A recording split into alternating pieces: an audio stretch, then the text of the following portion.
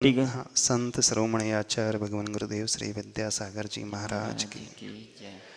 अभी जब हम कुंतलगिरी आए 2 दिन हुए हैं, लेकिन एक मैसेज बहुत तेज़ी से वायरल हो रहा है। अभी आज सवेरे हमें किसी ने आकर के बताया कि महाराज श्री उत्कृष्ट सागर महाराज जी ने समाधि की घोषणा कर दी है और वीर सागर महाराज जी, उत्कृष्ट सागर महाराज जी की समाधि कराने के लिए आए हैं और इसी चतुर्मास में उनकी समाधि हो जाएगी और उन्होंने समलेखना का संकल्प ले चुके हैं।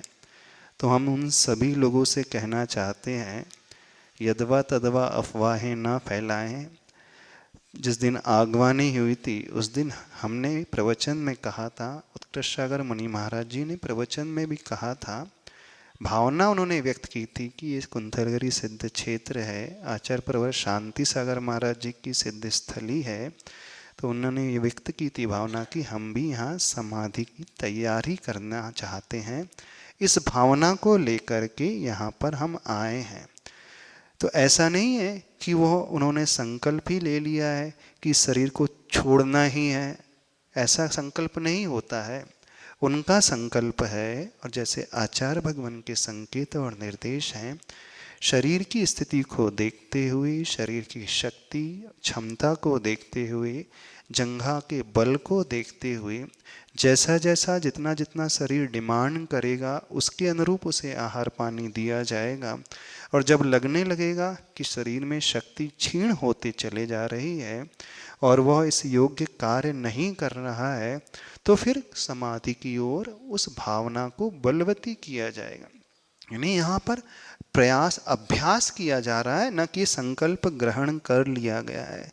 कुछ लोग दो हमारा भी वीडियो काट करके एडिट करके और मुनि श्री उत्कृष्ट सागर महाराज जी के प्रवचन को भी एडिट कर करके मिला करके चला रहे हैं, और वो इस प्रकार से चलाने की कोशिश कर रहे हैं, यानी हल्की पब्लिसिटी लेने की कोशिश कर रहे हैं और बिग ब्रेकिंग न्यूज़ बना करके डाल रहे हैं कि इस कुंतलगिरी सिद्ध क्षेत्र में तो उत्कृष्ट महाराज जी ने तो संलेखना की घोषणा ही कर दी है। हम सबसे कहना चाहते हैं, अभी उन्होंने कोई संलेखना की घोषणा नहीं की है, समाधि की घोषणा नहीं की है।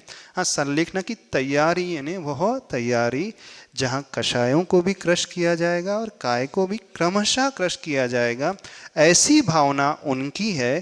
तो यह भावना है और ऐसा संकल्प नहीं है। और एक मुनि श्री भास्वत सागर जी के बारे में भी कहा जा रहा है कि वो भी यहाँ 2-3-2.5 महीने में 3 महीने में संलेखना ले ही लेंगे। तो हम सभी से कहना चाहते हैं, इस अफवाह को बिल्कुल नज़रअंदाज कर दे, ऐसा कुछ भी नहीं है। जैसा आचार्य भगवान का संकेत होगा उसी के अनुरूप उनकी साधना चलेगी और उसी की साधना के अनुसार।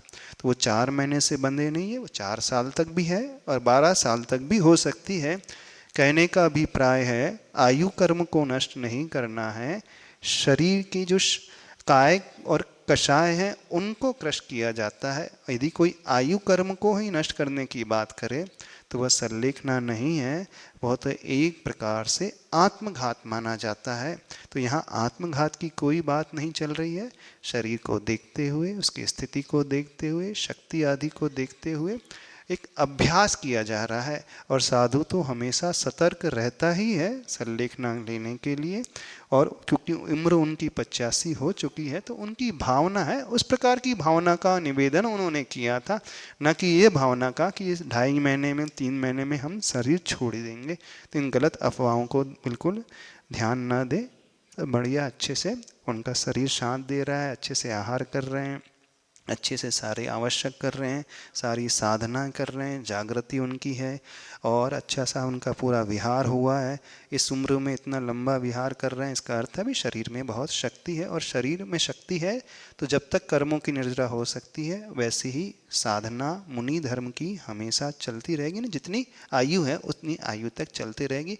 फिर जैसा समय होगा उसके अनुसार आगे का कार्य होगा।